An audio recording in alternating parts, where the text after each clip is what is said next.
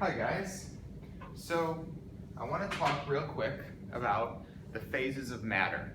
So this is a topic that we're going to be getting into as we proceed, and so it's important to address right now. And so a lot of you will have heard that there are three phases of matter. I'm going to categorize those as principal phases, principal phase, right? And I'll tell you in a second what the word principal means, why I'm calling them principal phases. But what the ones we've heard of are solids, liquids, and gases. Okay, solid, liquid, and gas. And just like me, you might have been told that these are the three phases of matter. There are actually other phases of matter. So to determine what the other ones are, let's look at sort of what the defining characteristics of each one of these are. And so a phase is really anything. I should define a phase, because if we're going to come up with other ones, we should be exact about what we're talking about. This is a distinct molecular arrangement.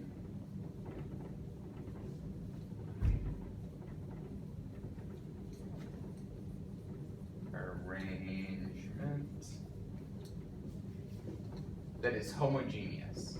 So the first thing is, hopefully I spelled that right. The first thing is that it's distinct.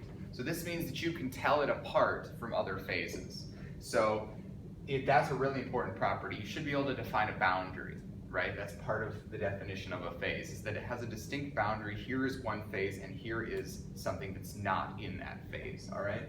So it's also a molecular arrangement. We're going to see the examples of that as we talk about what these phases are. And this word homogeneous, that means that it's the same throughout. All right, so it's the same structure. Everything's not totally doing different things, but the entire substance, the entire pure substance that we're talking about is doing the same thing throughout. So this is generally the definition. And we're going to use this to define these three, and you'll see that there still are some ambiguities to this definition to this day, all right? First, solids. This is where you have the molecules, and they're all in a neat arrangement, all right? And so the molecules, if you move one, you have to move the other. So they're locked into their structure, all right? They're locked into their arrangement. They're not able to slip and slide past each other, all right? That's the defining property of a liquid. So the molecules are still touching, and there's an exact sense in which we mean touching. The electrons in them are sharing the covalent bonds between them. So in that sense, they're still touching, but they can slide and move past each other. And that's what gives us the intuitive sense of what a liquid is.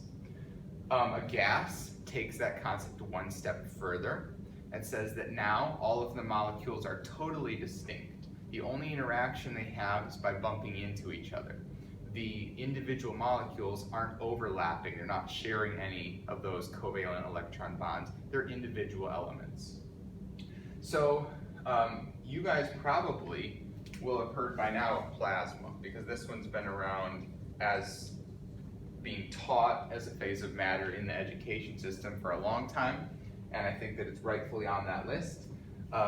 Plasma is just continuing with that idea. Notice that as we go up this list, we're increasing energy, right? First, from a solid to liquid, we're breaking apart those bonds from being rigid to being fluid.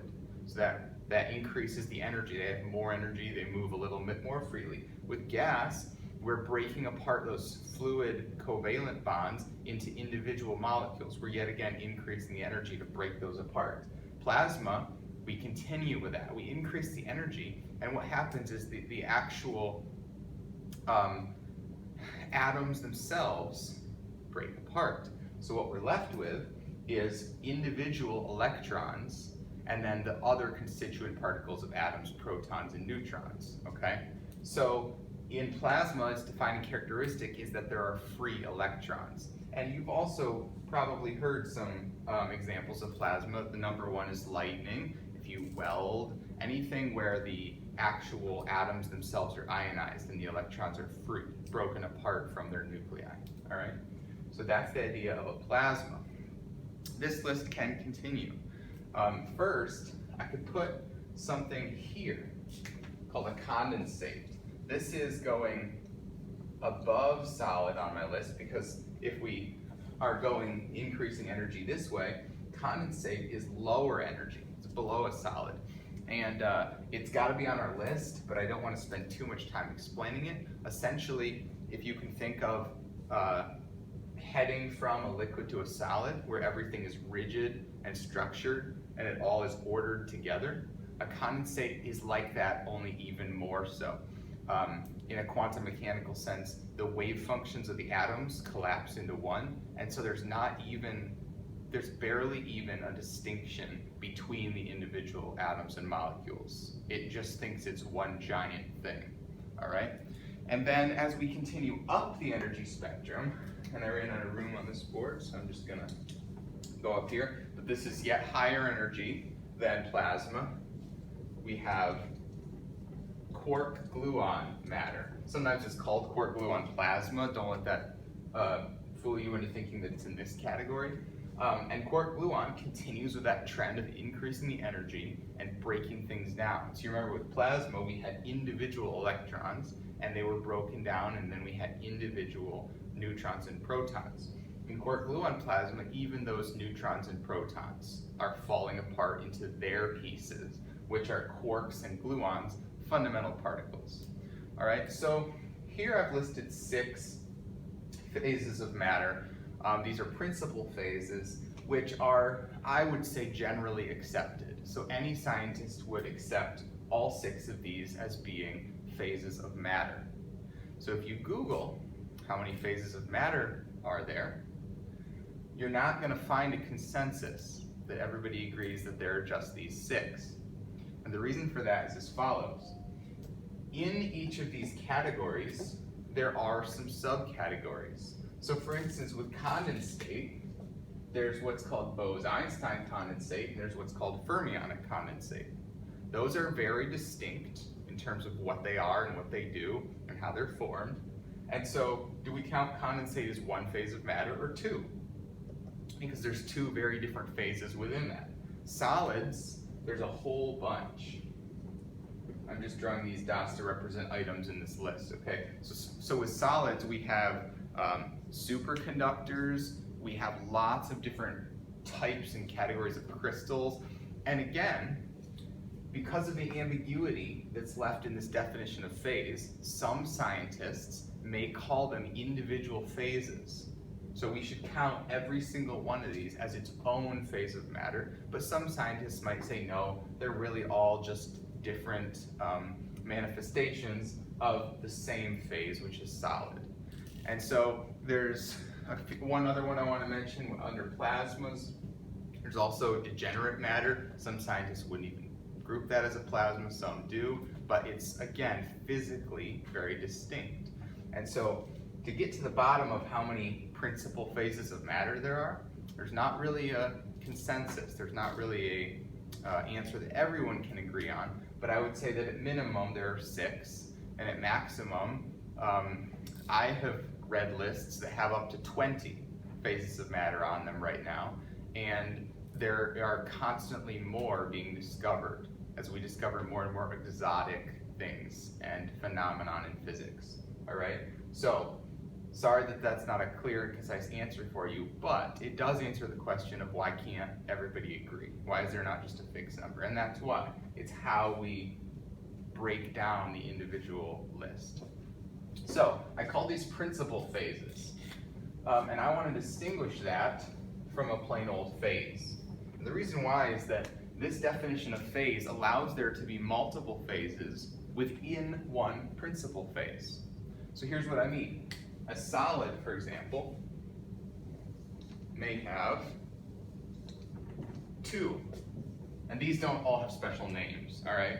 But there could be 2 phases that both are categorized as solids in principal phases. So that means that under the definition of a general solid, they're both principally solids, but under the individual definition of a phase, they could look different, all right? And our book makes a point of this, and so that's why I think it's important to also make a point of. And here are some examples. So again, liquids, there could be lots of things. So I could fill up this list with lots and lots of different phases, all right? So I said examples, solid carbon. We're all sort of familiar with both phases of matter. Solid carbon has two, diamond and graphite. Then there's liquid helium. Liquid helium has two phases of matter. Solid iron has three. And when you put ice, so H2O, in its ice form, so this would be a solid. If it's at very high pressures, it can have up to 7 different phases associated with it, all right? So these are phases, of which there can be many, many, many different phases, and these are principal phases, which have a little bit more of a defining boundary that's intuitive as to what they are, but nobody can agree on exactly how many, okay? So that's the introduction to phases, and we're going to continue here in a little bit talking about some of the applications of that.